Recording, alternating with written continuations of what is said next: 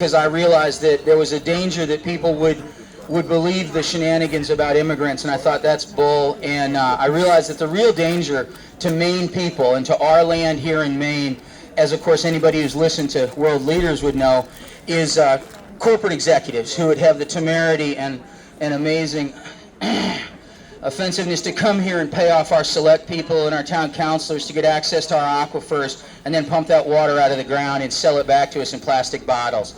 And that's actually the danger that Mainers face, is anyone who will come here and steal our water. And if you don't believe water's important, 25 years ago, a guy named James Wolfowitz, who was the head of the World Bank, was quoted saying the next world war will be about water.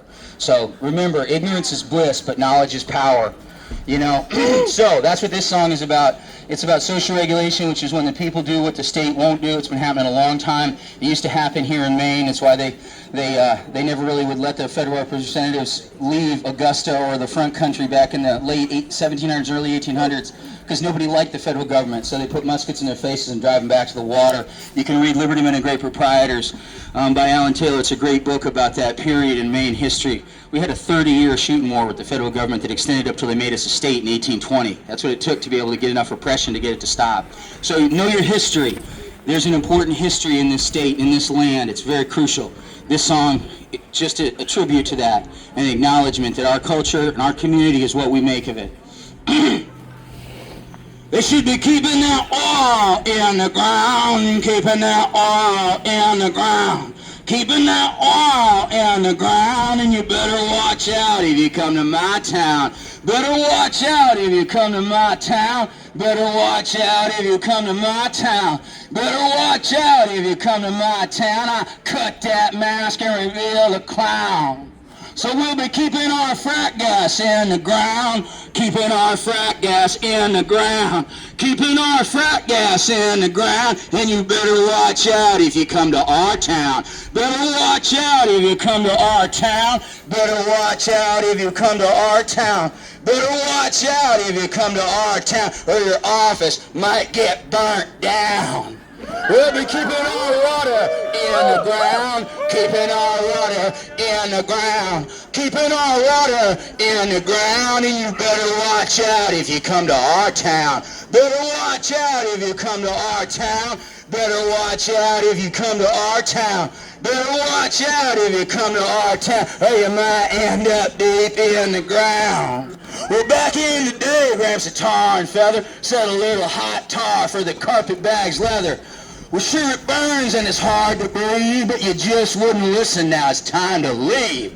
Listen real close to what I say. Listen real close to what I say. Listen real close to what I say, or you could be bait in a trap out in the bay. So we'll be keeping our water in the ground, keeping our water in the ground, keeping our water in the ground, and you better watch out if you come to our town. Better watch out if you come to our town. Better watch out if you come to our town. Better watch out if you come to our town, or you might end up deep in the ground. I'm going to ask each and every one of you to, at the very least, testify on LD 226. If you haven't heard of it, that's the name of the legislative document. That's what they call it when they make a bill. And right now there's a bill to protect the 943 acres of Sears Island, which is the largest uninhabited island on the east coast of America, and it's owned by all of us. And for the last 30 years, I've dedicated different parts of my life to defending that island from the avarice and greed of the corporations and their servants in this state.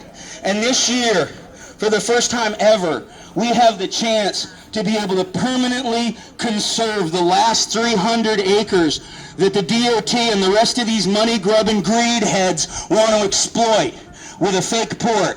They want to build a fake port, and then when that fails, they want to take water and put it in tankers and sell it to the rest of the world, and we won't make any money off that, and we won't be able to grow food anymore either.